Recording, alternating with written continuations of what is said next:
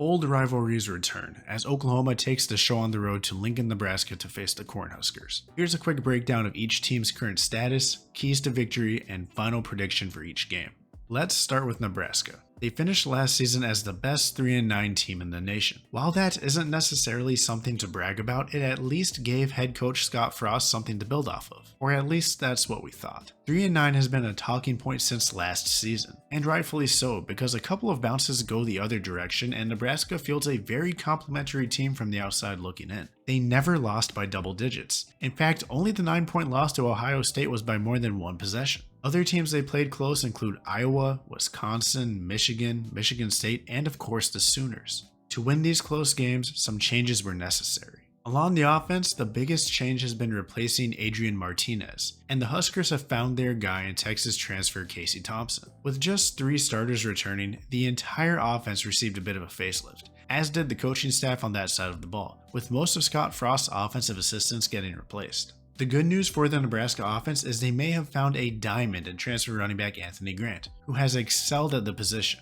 including putting up an impressive 189-yard, 2-touchdown day against North Dakota that netted him Big Ten Co-Offensive Player of the Week honors, the first time a Husker had won the award since 2018. Defensively, Nebraska returns 5 starters, including their linebacking core and 4 of their 5 top tacklers from last year. The defense hasn't been spectacular this season, especially in the opener, giving up over 500 yards in the losing effort to Northwestern. Performances against North Dakota and Georgia Southern are tough to judge due to the level of competition, but missed tackles will need to be cleaned up if they have any chance against the Sooners. We still don't know much about this Oklahoma team, and won't until they face a step up in competition. Despite what many think, I do believe this step up occurs on Saturday. The transition to the new coaching staff and new game plan continues, with a couple of key focuses on both sides of the ball. On offense, move quickly and with purpose. Lebby has been impressive so far, and I expect the offense to continue to roll at lightning speed against Nebraska. Emphasis on getting everyone involved and spreading the love will likely be key as Oklahoma continues to look for a star to take charge along the offense. The defensive change is shaping up nicely. Emphasis on running to the ball, getting the right angles, and forcing the ball carrier where they need to be within the defensive scheme.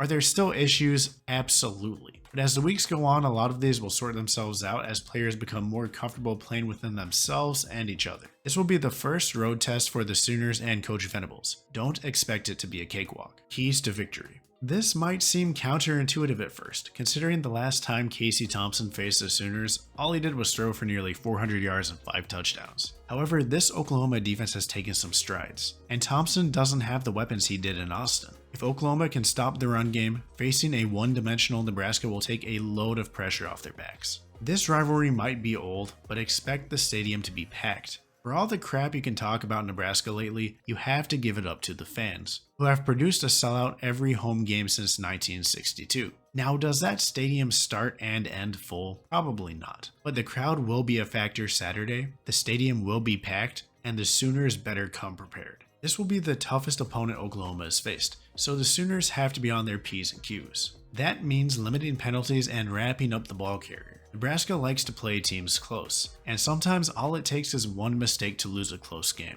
Throughout every Nebraska game, the announcers never fail to bring up one thing: how hot Scott Frost's seat is. And I'm sure rumors have been swirling around the team in what could very well be his last season in Lincoln. But the Huskers will need to block that noise out and focus on the game. Winning it might not save Frost's job, losing it nearly ensures he's gone. Turnovers ruined Nebraska's Irish debut, and they didn't do themselves any favors against North Dakota either, losing the turnover battle again.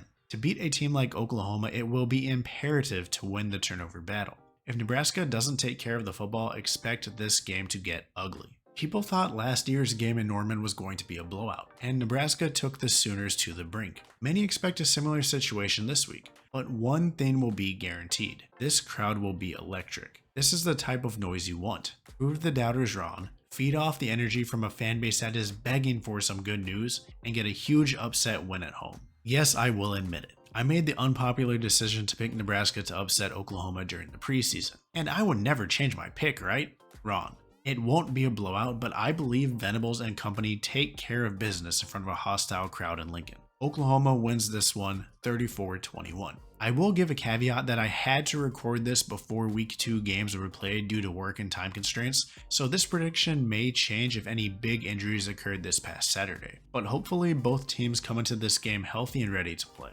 Conference play is almost underway. Check out my list of Big 12 predictions here, and as always, have a great day and see y'all at the next one.